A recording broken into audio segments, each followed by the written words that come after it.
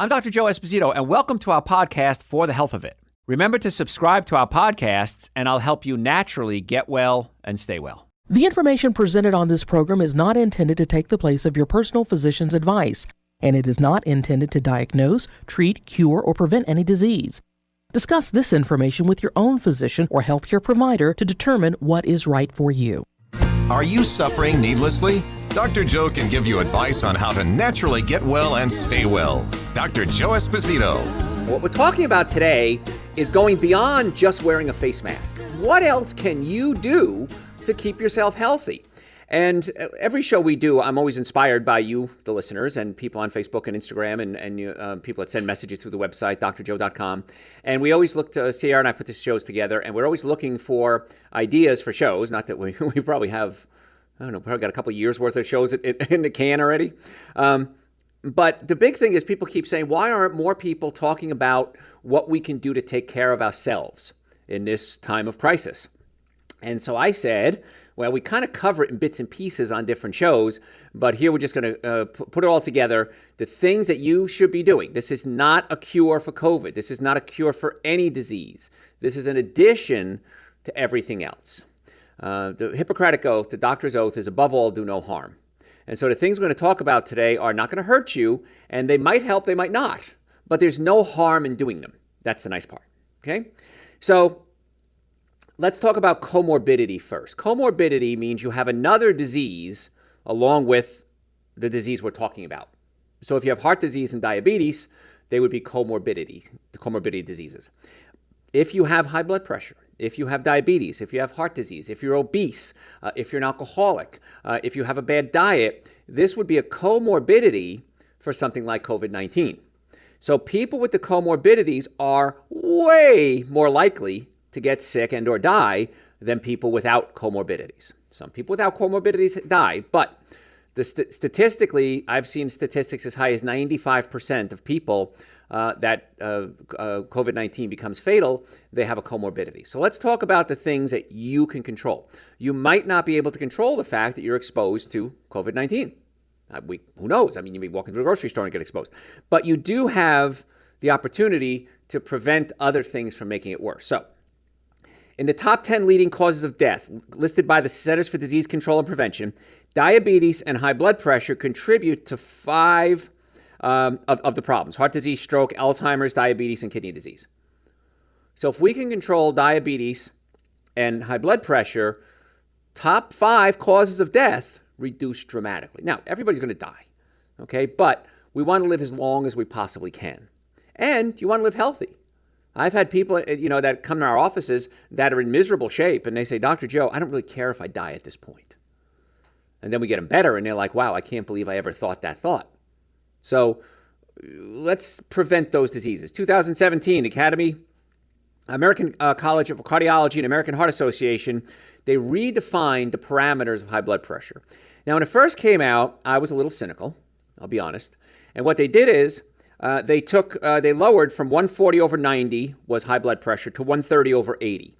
And my first thought was, what a great way to sell more medication. But then I dug a little deeper. I'm playing my own devil's advocate here. And what they found was the American Heart Association estimated the number of people with high blood pressure jumped from 32% to 46%. But it wasn't arbitrary. It was based on data showing that people with blood pressure measurements once considered normal, like 130 over 80, were experiencing some of the same health complications of those people with high blood pressure. So my cynical side, I surrendered to my research side, and I said, okay, I was wrong. Because it was too high. The numbers that they had were too high because people with lower blood pressures were still having the same problems. So we realized that became a problem. Doctors in China quickly realized that after beginning to treat patients with COVID-19, that nearly half of those were dying also had high blood pressure. So statistically, we said, okay, something's here. So again, this is a new disease, the COVID-19. And so statistics are changing a lot. People complain, well, it's a lot of misinformation. It may not be misinformation. It may be that there's new information coming out. Like I said, I don't have a cure. I'm not saying I'm claiming anything here, but these are things you have control over. And statistically, it's a good idea to take care of them. They found that those with high blood pressure had double the risk of dying compared to those who didn't. Well, there you go. If I'm at Las Vegas and I'm gonna double my odds of winning, I want to do that. Well, if I'm going to double my odds of losing here when it comes to death, I'm going to do everything I can to not do that. This includes patients with a history of high blood pressure, but we're not taking any medications. Now, it's interesting because I'm going to talk about medications in a second. Reports from other countries also show that people with high blood pressure are higher risk of COVID-19. In the past, it's been suggested that ACE inhibitors, which are medications to treat high blood pressure, could increase your risk of dying of severe disease. But what's interesting, COVID-19 gets into the cell through the ACE receptor sites. And so ACE inhibitors might block the ACE receptor site and then prevent COVID-19 from getting into the cells. So in a case like this, there was a theory that if you took ACE inhibitors, it might reduce your risk of getting COVID-19. Did you follow that? Made sense, right, Sierra? What I just explained? Okay, sometimes I get lost in my own thoughts here. More recent research, not the case. It was supported by a recent study published in European Heart Journal. Scientists found the death rate among individuals using medications that affect what's called the RAAS. Those are ACE inhibitors. And again, the ACE receptor site is where these drugs work, are similar to those that did not take it. So if you heard that, if you're taking the medication, I'm going to have to dispel that myth. The research is pretty much it's not going to work that way. But there are ways you could lower your high blood pressure so that you don't need the medication. And that's the goal. So again, the medication doesn't seem to make a difference either way, but if we can get you healthy enough, hopefully you won't need the medication. That's kind of my goal. And nitric oxide is great because it opens up the blood vessels, and it's, one of the laws of hydrodynamics, the bigger the vessel, the lower the pressure. So if the blood vessels open up and relax, the blood pressure can drop. Now, I'm not saying I have a cure for high blood pressure. I am saying that these are the steps you should be taking to hopefully work on lowering your blood pressure, which again is a what? It's a comorbidity. People with high blood pressure, twice as likely to die of COVID-19. So if we can do that, that works really well. And Sierra's mother is a perfect example. Another comorbidity. Oh, by the way, if you have high blood pressure, I know you're going to say, well, Dr. Joe, what do I do? Go to our website, drjoe.com, type in high blood pressure. And we did a whole show, probably several shows, on high blood pressure. Listen to the shows. Spend a little time. You can listen while you're walking, listen in your car, to the websites, wherever you are, the website is. And whatever you're looking for on the website, just type in what you're looking for, hit enter. Chances are we've done articles, we have radio shows, TV shows, video, audio. We've probably covered a topic that you're looking for. If you don't, send me an email and I'll answer any questions directly for you. But do the research first. And the research is type in what you're looking for, hit enter. That's your research. And chances are we've had a lot of good information. I don't want to make this show about high blood pressure. We've done shows on that already. We're talking about comorbidities today. Another comorbidity to increase risk rate of severe disease and mortality is diabetes. I wonder what our most popular show is. Do you ever look at that, Sierra, what our number one show is on the website? What's hit the most? Weight loss. Okay, there you go. Number one, by far. And soon we're going to be putting together whole packages for weight loss protocols, diet, aesthetic work, maybe even doing some fat reduction. So we've got a whole package coming up on weight loss. So you can do the first. We have a 21-day cleanse we put people on for weight loss, and that's one of the comorbidities. So I can kind of go down that rabbit hole. But if you're overweight, I used to be overweight when I was a kid. I totally get what it's like to want to eat food and eat a lot of food, and we all do because our brain is designed to be attracted to foods because we need food to survive. Well, that might have done us well 60 years ago, 70 years ago, but in modern society, we have access to plenty of food. What do we throw away, like 40% of our food supply in the United States or something crazy like that? So we don't have a food shortage, but our brain hasn't caught up yet. And so we crave these foods, especially foods that stimulate the brain and get us high, like sugar, like dairy products. And so what we do is we put people on a 21-day cleanse, and it kind of helps reset the brain. It takes that long for the brain to reset itself. And then after that, then we can get you eating normally again without those crazy cravings. So anyway, I digress, but that's on the website, drjoe.com. A 21-day cleanse is what we do. But we're going to put a whole package together very soon. We're working with some outside healthcare professionals to try to get you looking good and feeling good. Back to diabetes. Data showed that median age of individuals hospitalized for COVID was 72 years old, with a hospital stay of about 77 days. The most common comorbidities were chronic heart disease, diabetes, and chronic pulmonary disease, all of which you have control over. So that's what I want you to understand. Every disease that's considered a comorbidity, you have control over. You're not going to catch heart disease. You're not going to catch diabetes. Now, type 1 diabetes is a little different. You're not going to catch obesity, but you have control over it, so take the control. It's unclear whether people with diabetes are more likely to get infected, but what is clear is that a disproportionate number with diabetes are hospitalized with severe illnesses. So blood pressure, there seems to be a direct correlation. Diabetes, not so much direct correlation yet. Again, the research is still kind of early on, but we do know that other diseases, if you have diabetes, it's comorbidity for other diseases. So it would just make sense to do everything you can to control your blood pressure. And on our website, drjoe.com, type in diabetes, and we've done some great shows on diabetes. And we have so many testimonials, like Sierra's mother with blood pressure, people with diabetes, even one of our staff members, type 1 diabetic, which is a different ballgame than type 2. Genetically, he's not producing insulin. Came to us, horrible diet. He'll tell you the story, so I'm not speaking out of turn here. I'm not breaking any HIPAA laws. Came to us, horrible diet, changed his diet, started taking supplements. He went from 5 or 6 injections a day to 2 or 3 injections a day. Total turnaround, and that's even with type 1 diabetes. So again, we don't have a cure for anything, but these are the steps you can take to get yourself better. It's important to note that while people with type 2 diabetes have double the risk of dying from other diseases, now it looks like COVID-19, there's some studies saying it is, some studies it isn't. People with type 1 diabetes are about 3.5 times more likely to die from the virus than without. So diabetes, comorbidity, some questions about is there a direct correlation? Statistically, it looks like there is. How about this one, gentlemen? Baldness may predict COVID-19 severity. That's something you wouldn't think about.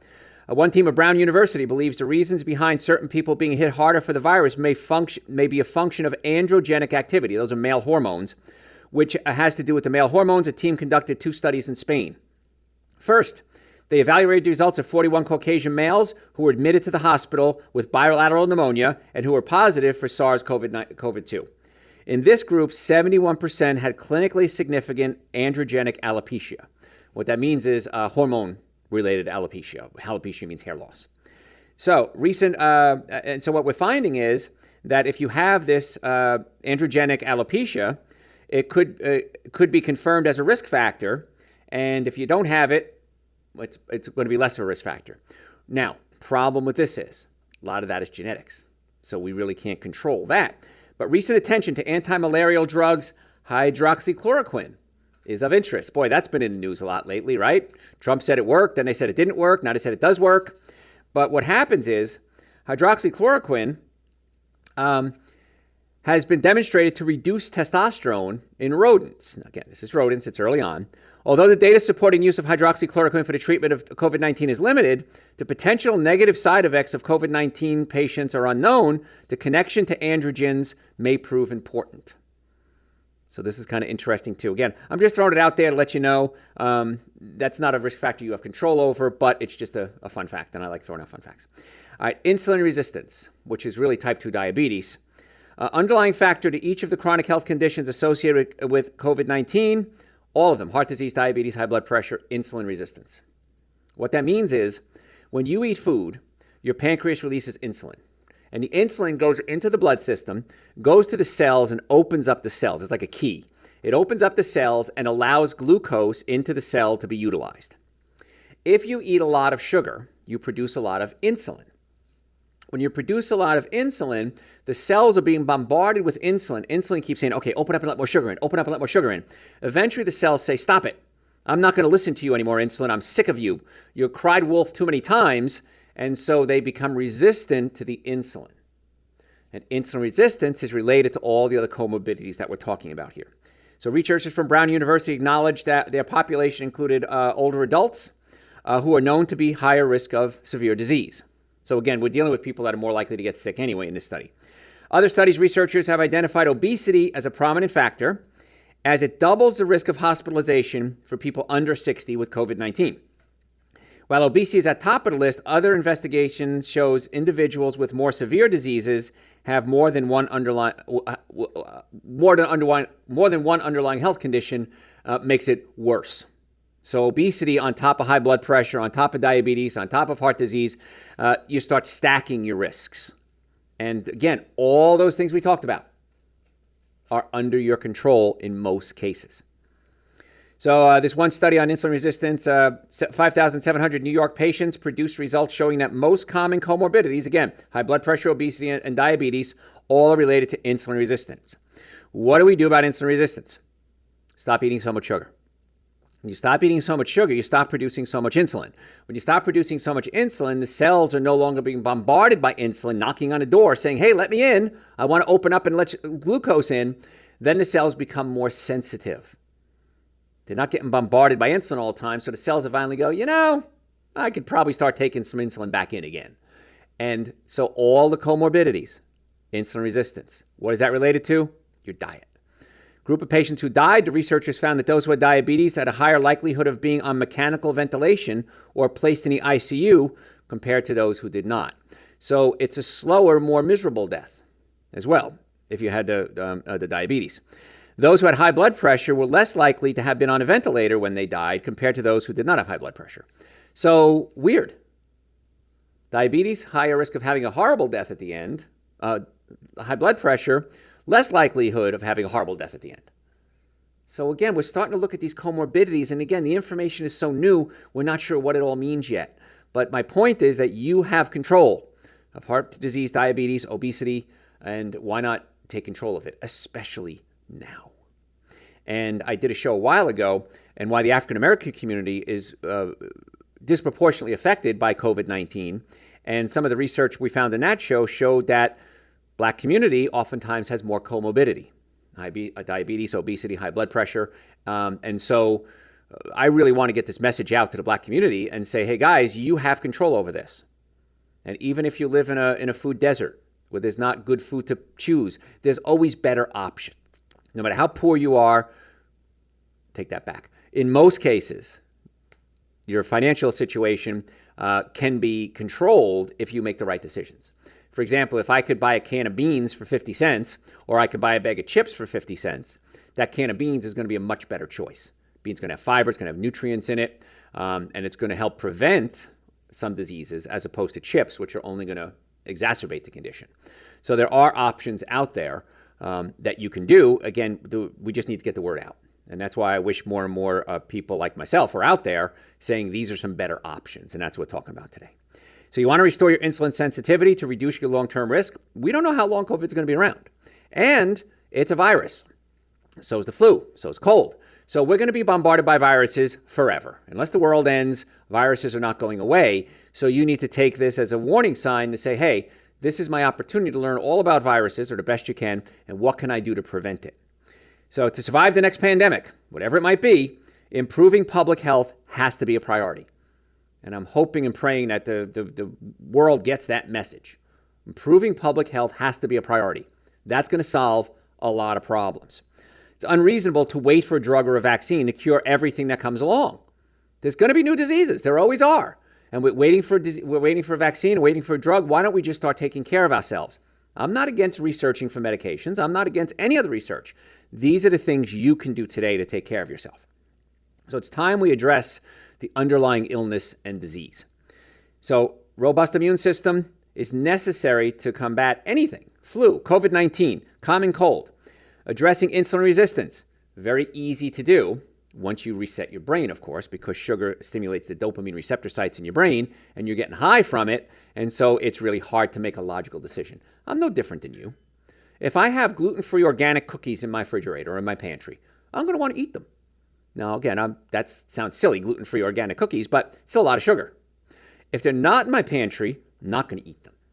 If I go in my pantry and I'm really hungry and I get home from work and the only thing I have is lettuce and maybe some carrots, which are really cheap, by the way, potatoes, again, not the healthiest food, but pretty cheap, cans of beans, cheap, and I'm hungry, what am I going to do? I'm going to eat what's available. But if I have cookies there, I'm certainly going to pick the cookies above a can of beans. And Sierra's behind the camera nodding her head like, yep, sure is. So you can't have the bad food in the house.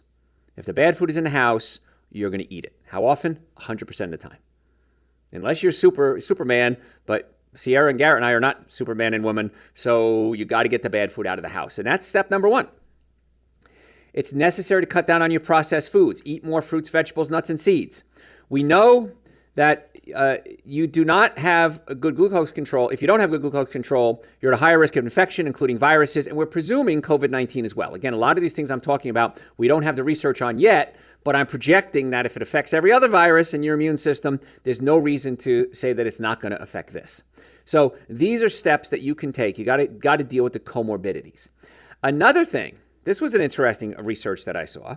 You understand hand washing is what? It's important. We've learned how to wash hands. All of us across the world learned how to wash our hands for the first time in our whole lives.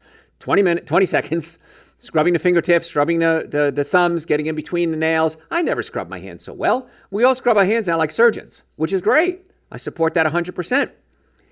But if there's something else you can do is flushing out your sinuses. It might even be a better way to inhibit the progression of viruses like COVID-19. There's no research on what I'm about to say, but it's something you can do that's totally benign, essentially free, and it'll probably work. It's not going to do harm if you do it, unless you do it the wrong way, of course. So April 2020, MSN's Best Life Features had a recommendation from a Dr. Amy Baxter. She's a pediatric emergency medicine physician in Atlanta. So, Amy, if you're listening, I'm going to quote you here. So, nasal irrigation is rarely discussed to help reduce the progression of disease, and even for those who have already tested positive for COVID-19. April 2nd, 2020, response to a British Medical Journal paper about the lack of personal protection of equipment of COVID-19 frontline people. Professor Robert Matthews also brought up the importance of the potential use of oropharyngeal washing to protect healthcare workers. Flush out your sinuses. Because where are the viruses? They're in your sinuses. They work their way into the throat, then they work their way into the lungs, then they set up shop, and then the immune system attacks it. The immune system is overwhelmed by the viruses. The immune system sends in a second wave of immune cells. Those second waves are what's called a storm. It's called a cytokine storm. And that's when the immune system starts attacking the lungs, and the lung cells start to die, fluid builds up, and that's what kills you. The virus itself doesn't kill you. It's the virus causing the cytokine storm in most cases with COVID-19 and the weak immune system or an unnaturally functioning immune system that causes the death. So why don't we do everything we can to keep the immune system normalized and prevent the immune system from going crazy? And we do that by changing your diet, keeping your body healthy. So nasal irrigation found that the viral load of SARS-CoV-2 tends to be heaviest in the sinuses and nasal cavity. Regularly rinsing your sinuses, therefore, makes sense as it would help clear out the pathogen and prevent it from getting a foothold in your lungs. Age and gender discrepancies observed in COVID-19 also supports nasal irrigation. Now, if you don't know what nasal irrigation is, it's pretty cool. Children don't develop full sinuses until they're teens. Males have larger cavities than women, and the cavities that are largest when you're over 70. Now, again, we may be speculating on this, but men have larger sinus cavities than women. Children have smaller sinus cavities, less area for the COVID-19 to grow. Do we have proof of any of this that's going to affect it? No, but you can easily irrigate your sinuses. It's pretty simple. Now, you can do it pretty simple. You can get a neti pot, it's called. It looks like a little teapot. And you boil you get some lukewarm water, about 0.5 teaspoons of baking soda, and about a teaspoon of table salt. Make sure it's a good quality table salt. And you put the little teapot up one sinus, turn your head sideways, it'll flush out the other side. It's really a weird feeling, but once you get used to it, it works really well. Okay, and I do this a lot of times in the winter as well, just to kind of flush out my sinuses. So again, there's no proof that it's going to work, but these are things that you can do to help keep yourself healthy. If you'd like to make an appointment, you can go to our website, drjoe.com. Again, I'm not treating COVID-19. Don't come in and say I'm treating COVID-19. You can go right to the website. We have offices in Marietta, Duluth, Stockbridge, and West Cobb. Normally, the first visit is $375. That's an exam, x-rays, consultation, going over the x-rays on your next visit, doing a nutritional evaluation with you. We've reduced that to $149. We're not going to do that forever. We're going to have to cut that back soon. But it's our gift to the world to say, folks, this is our opportunity to allow you to start getting treatment.